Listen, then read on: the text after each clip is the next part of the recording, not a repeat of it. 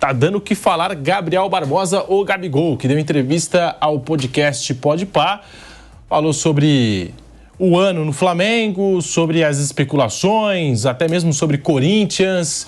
E a gente já abre o programa desta terça-feira falando de Gabigol. Você vai deixando o seu like no canal do YouTube Jovem Pan Esportes. Eu estou nessa com o Vanderlei Nogueira, com o Bruno Prado e com o Mauro César. E a gente já abre aqui com a primeira fala do Gabigol, ele tentando explicar por que não rendeu no ano de 2023. Disse que jogou com muitas dores nessa temporada. E nós temos as aspas do Gabigol para você que se liga aqui na Jovem Pan, a declaração do atacante do Flamengo, que está dando o que falar aí nas redes sociais, entre os torcedores do Flamengo e também entre torcedores de outros times, por que não? Abre aspas para Gabigol. Esse ano aconteceu de jogar machucado o ano todo. Eu tive uma lesão no adutor no Mundial em fevereiro. Eram sequências de final, então era importante eu estar em campo. Não queria largar o osso, mas sei que faz mal só pra mim, porque a lesão era por desgaste no tendão do adutor. Mas aí foram acontecendo muitas coisas. Tinha que ter parado em algum momento. Mas é tão louco o futebol, mas é tudo em consenso com o médico, com o técnico. O meu corpo pediu, calma aí um pouquinho. Não lembro a última vez que eu joguei sem dor. Essa do tendão foi um pouquinho mais forte e eu não consegui jogar 100%. Não consegui jogar 100%, mas foi um risco assumido e eu também faço parte disso. Fecha aspas a declaração do Gabigol, que disse que jogou 2023 lesionado com a camisa do Flamengo. Mauro César, Bruno Prado, Vanderlei Nogueira, já a gente vai passar até por outras declarações do Gabigol nessa entrevista, mas será que isso explica o fato do Gabigol ter tido um rendimento, um desempenho tão abaixo com a camisa do Flamengo na temporada?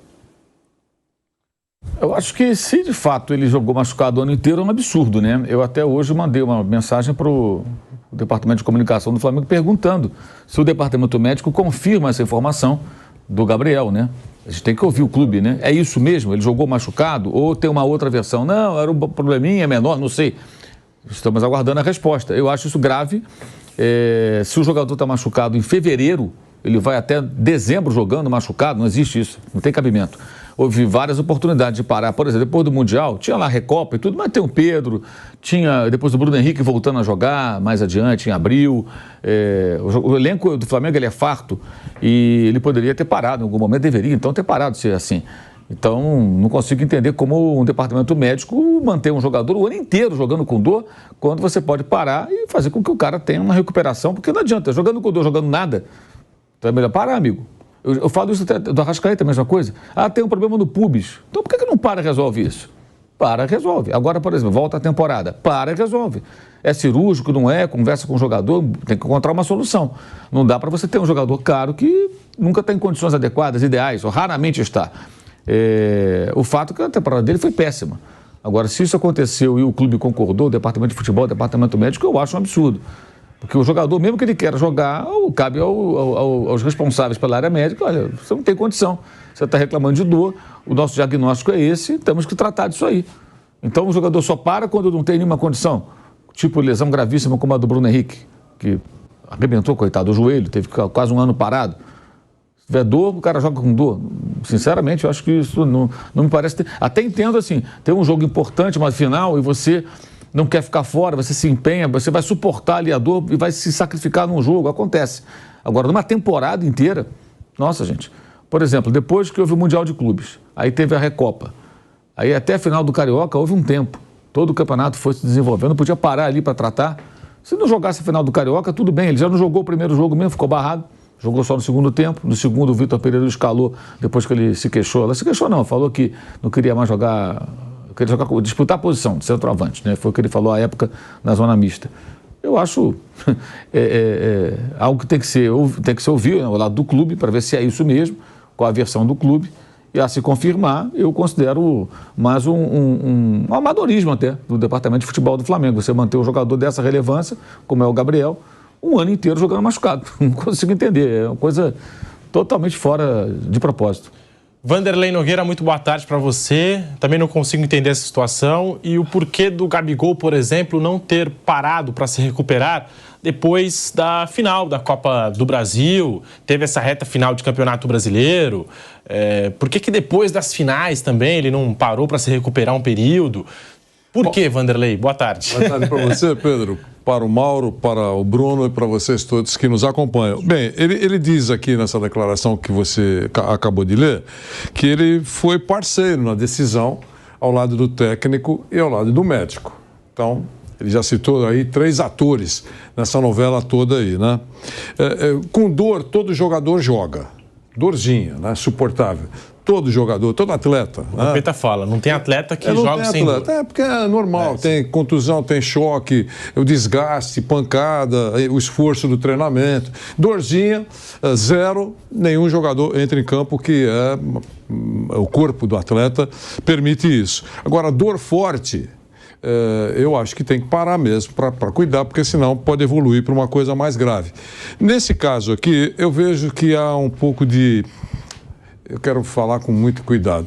Um pouco de divulgação do lado mártir do jogador, né? Exagerando um pouquinho, que jogou o ano todo, essa coisa toda. É isso que eu penso. Eu acho que se fosse alguma coisa extremamente grave, ele teria parado, ou por decisão dele, ou por decisão do médico, ou mesmo o técnico, né? Sabendo que ele vai ter um jogador sem condições e tem outro para optar, para escalar. Então eu vejo com reservas essa declaração. Acho que seria legal mesmo o departamento médico e o treinador, os treinadores, né? Porque ele falou o ano todo, né? Isso. Os treinadores se pronunciassem, se eles deram sinal verde para que ele jogasse dessa maneira, dizendo que foi um risco, que ele faz parte da decisão. É isso.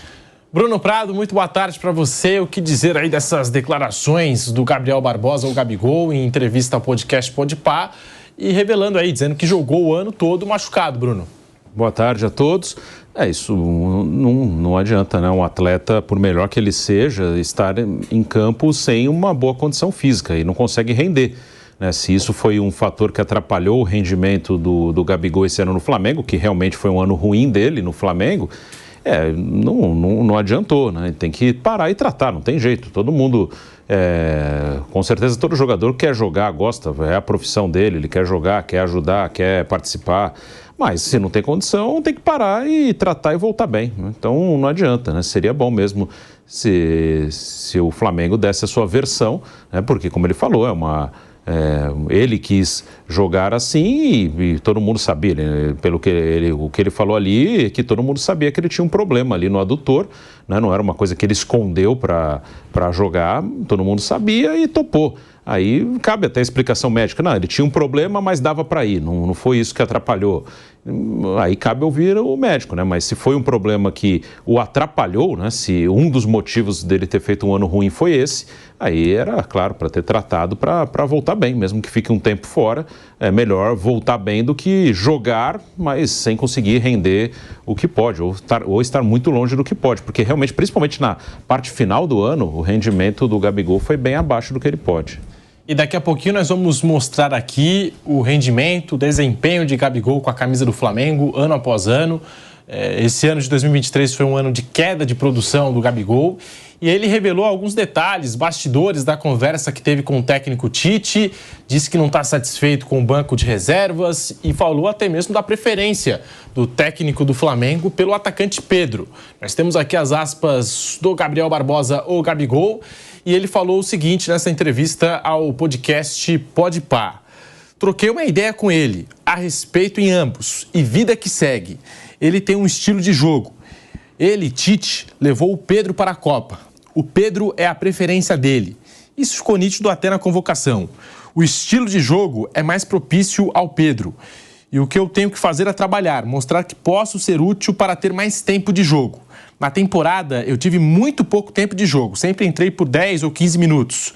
Professor, me coloca aí. Acho que todos os jogadores já saíram jogando com ele e eu não. É claro que eu fico puto. Eu quero jogar. Eu não estou suave. E eu falei isso para ele. Estou aqui falando a verdade. É óbvio que eu não estou feliz. Eu quero jogar. Eu fui para a Inter de Milão e fui para o Benfica e eu saí porque não estava jogando. Não é um pensamento individualista, é ter mais oportunidade.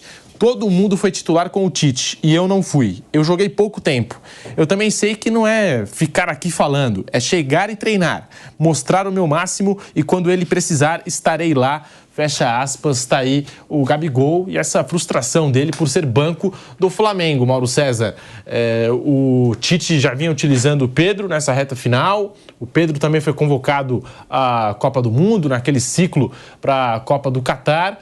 E o que dizer dessas palavras do Gabigol, insatisfeito com o banco de reservas do Flamengo, Mauro?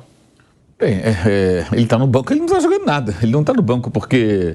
alguém tem cisma com ele. Repito, ele foi barrado pelo Vitor Pereira na primeira partida da final carioca, durante o Brasileiro pelo Sampaoli, inclusive na vitória sobre o Botafogo, que foi onde a derrocada botafoguense começou, ele nem entrou no jogo, ele ficou no banco ali aquecendo o jogo do Bruno Henrique, lá no estádio Newton Santos, o Engenhão.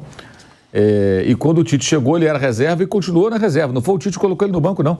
Ele já estava no banco de reservas. Eu não acho que o Tite tenha preferência por Pedro. Eu acho que a característica do Pedro se encaixa no jogo que o Tite tenta montar. E na seleção ele explicou isso quando chegou, inclusive, muito claramente. Ele disse, o Gabigol não disputou posição com o Pedro para ser convocado. O Pedro, pelas suas características de centroavante típico, 9, foi levado. E o Gabigol, na verdade, disputava com outros jogadores que atuam de outra forma. Exemplo, Gabriel Jesus, Richarlison, que são atacantes que atuam se movimentando, saindo mais da área, embora até... possam jogar como típico 9, mas são jogadores de outra característica. Esses caras foram para o Catar. O Gabriel não foi.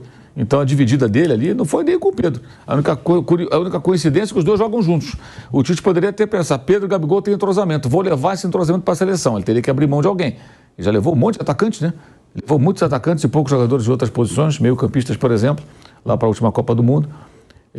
Mas já estava barrado. E assim, ele não jogou nada que justificasse voltar a ser titular. Na verdade, ele foi titular na primeira partida final da Copa do Brasil, no Maracanã, contra o São Paulo, e foi um erro grave do Jorge Sampaoli. O Flamengo começou a perder ali a Copa do Brasil. Uma péssima partida no primeiro tempo, um time muito mal escalado pelo técnico argentino, que o colocou em campo sem que ele tivesse as condições adequadas, porque nem merecia jogar ali. Ele tinha que ficar no banco. E havia uma dúvida antes do jogo, né? Vai jogar o Gabigol ou ele põe mais um jogador no meio campo? O São Paulo ganhou o meio campo, ele ganhou o jogo ali. Por um bom primeiro tempo. No segundo tempo, o São Paulo praticamente se defendeu e depois aqui o jogo 1-1, que também o São Paulo sustentou o empate. E ele entra no final do jogo, faltando 25 minutos, ele jogou 25 minutos e a primeira intervenção dele foi tropeçar na bola e cair. A fase dele é muito ruim, isso é uma constatação. Vocês sabiam que o Gabigol é o jogador que mais perde chances claras de gol no Campeonato Brasileiro? Mais de 50%. Chances claras. Isso são estatísticas do SofaScore, do aplicativo. Chance clara é aquela, obviamente, como o nome diz, chance clara. Ele perdeu mais de metade. São números impressionantes. No time do Flamengo, ele foi o que mais perdeu claras chances de gol no Campeonato Brasileiro, 11. Aí você fala, mas ele jogou poucas vezes e criou uma só. Não, ele jogou bastante. Ele jogou bastante. Teve muitas chances. A fase é ruim. Se as dores forem utilizadas como justificativa para essa má fase, eu acho que é um erro que não justifica o outro. Então deveria ter parado e se tratado. Vai ficar em campo perdendo o gol, jogando mal, não adianta nada. Ele, ao final da temporada, de forma impressionante, na minha opinião, ele era, se não o pior, um dos piores atacantes da Série A. Um dos menos eficientes, um dos mais ineficientes, o que é assustador, porque ele é um cara que não precisa ficar falando das qualidades dele. O que ele jogou em 2019, em 20, 21 e até em 22, quando fez dupla com o Pedro. E simplesmente não pega na bola, não gera uma jogada, não faz gol. Não acontece nada, nada estava acontecendo. O que é isso? E essa entrevista, ela é muito preocupante, acho que do ponto de vista mais dele do que do Flamengo, pela falta de autocrítica.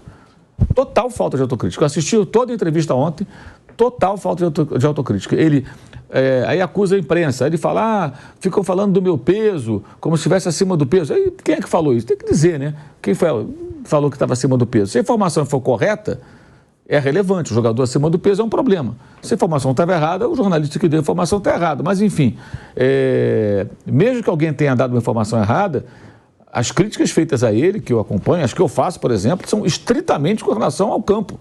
E o campo está aí mostrando uma temporada muito ruim. Ele não deveria estar satisfeito com isso, tampouco minimizar ou terceirizar a responsabilidade para a dor, para a imprensa, ou sei lá para quem. Ele deveria... porque é um paulista fazendo sucesso no Rio, como se isso estivesse incomodando. Pelo amor de Deus, quando ele estava jogando bem e foi tão elogiado e idolatrado, aí ninguém ligava que ele era um paulista no Rio de Janeiro. Que besteira, gente. Que bobagem. Uma coisa totalmente boba, sabe? Sem sentido. Sabe? É uma tentativa de desviar o foco. Na verdade, ele precisa, acho eu, fazer uma autocrítica, entender que ele está mal, identificar onde estão os problemas e treinar muito para voltar a jogar bem. É isso que ele tem que fazer.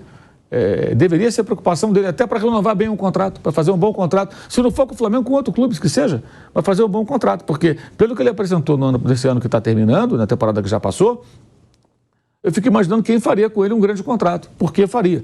Tanto que, quando demos a informação que o Flamengo já tinha, antes do Bruno Henrique renovar, tudo já encaminhado para ele renovar, a repercussão foi péssima e a coisa travou no Landim. Essa notícia eu trouxe, vai fazer um mês amanhã. Congelada a renovação que bateu na mão do Landim e vai ficar lá. E por quê? Porque ele percebeu o tamanho do problema. Houve uma chiadeira enorme de torcedores e dentro do clube e de integrantes da diretoria, que foram ao presidente do clube e falaram: vem cá, por que você vai renovar com o Gabigol agora? Por que vocês estão renovando? Qual o sentido disso? Mais 4 anos, com mais um que ele tem de contrato, que é 24, são 5 anos de contrato, nessa fase, com aumento de salário. Por que isso?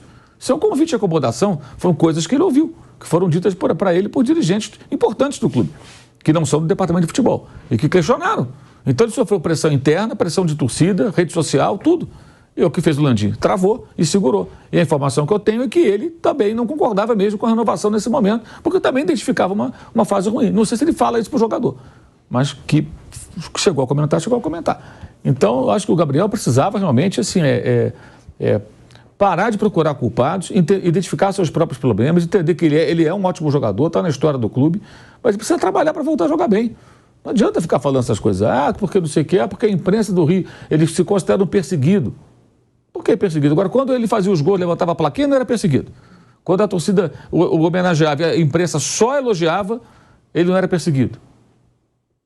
Como é que é isso? Então, assim, quando a imprensa me elogia, ela é linda. Quando a imprensa me critica, ela não presta, ela não gosta de mim. Eu acho que a imprensa, todos que acompanham, não gostam do futebol que ele está apresentando. Eu acho que isso tem que ser encarado de uma forma madura, adulta, né? E não com essa coisa de, sabe, buscando argumentos que não se sustentam por si só. Acho uma falta de autocrítica, repito, é mais preocupante para ele do que para o Flamengo, porque se ele voltar a jogar mal em 2024 e o contrato não for renovado, ele pode assinar um pré-contrato com outro clube. Mas se ele continuar achando que ele não precisa fazer nada, ele vai continuar jogando mal em qualquer outro clube, se ele não tiver autocrítica e não tentar corrigir o que está errado. O Flamengo vai seguir, gente, com outros jogadores. Vai seguir. O Flamengo foi campeão da Libertadores ano passado sem o Bruno Henrique, que é tão importante quanto o Gabigol nessa história recente do clube. E qual o problema? Vai seguir, não vai acabar. O Zico parou de jogar, o Flamengo não acabou, se o Gabigol sair não vai acontecer nada demais, vai seguir também o barco. Agora ele, para seguir sua carreira num alto nível, ele vai ter que voltar a jogar bem. E esse ano foi muito ruim, mas muito, muito ruim. Eu continuo achando espantoso como um jogador pode cair tanto de rendimento em tão pouco tempo.